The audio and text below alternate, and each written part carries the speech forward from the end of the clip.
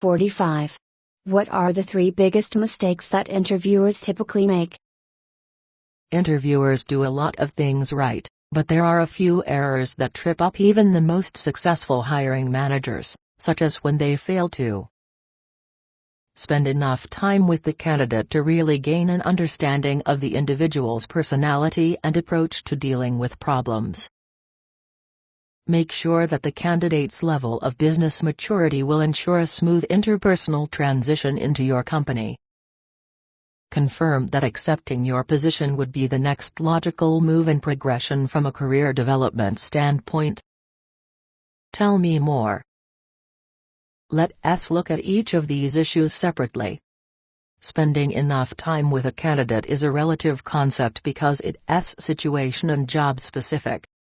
In other words, you might not need to spend as much time with a candidate for a part-time receptionist position as you would with someone applying for a vice president job. Still, too many managers spend relatively little time with applicants, ask superficial questions, accept innocuous responses, and then make a determination that hiring the person would be a good decision for the company. What is the solution to such a problem? Add critical mass to your interview. First, be sure to line up enough solid questions in advance so that you'll have meaty issues to talk about. Second, be sure to explore candidates' initial responses by employing behavior-based interviewing techniques. Again, the beauty of behavioral interviewing queries is that they allow you to place superficial responses into some kind of contextual framework by asking for examples of actions and situations that occurred in the individual's past. Third, remember that your goal in the interview is to truly get inside the candidate's head. Can you understand what motivated her to change jobs in the past? Does she jump around from job to job too much, and, if so, how long will she most likely remain with your company if you hire her? On a scale of 1 to 10, how technically qualified is she for the job?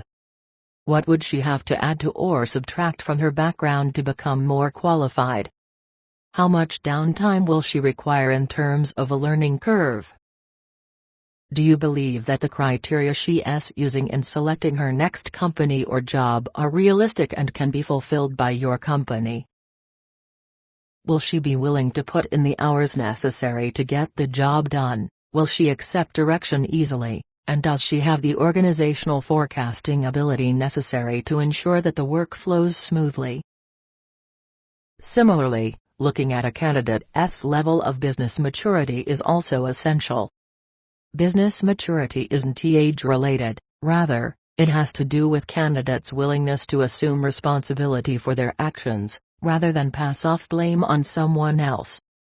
This issue is best handled during a reference check with a candidate's prior supervisor, since most individuals want to admit shortcomings in this area.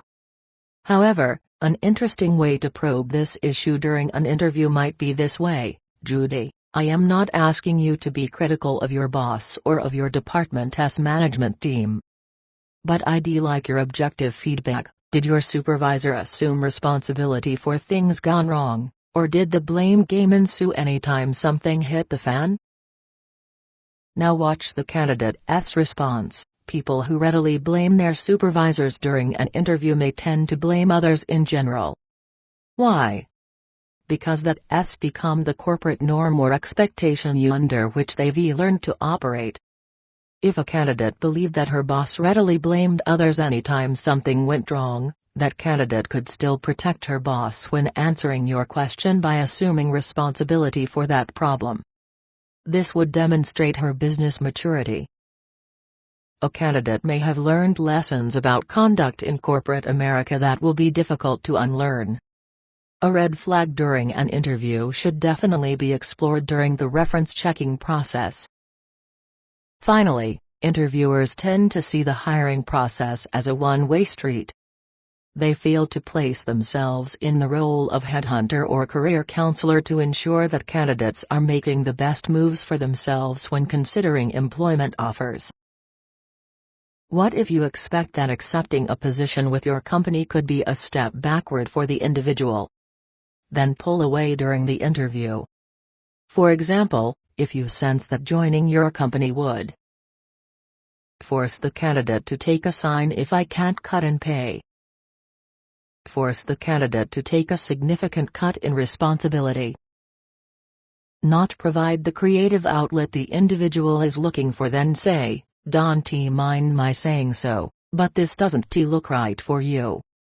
You've been working with PricewaterhouseCoopers for the past 3 years, and I realize that you want to go inside with a client because you retired of the consulting route.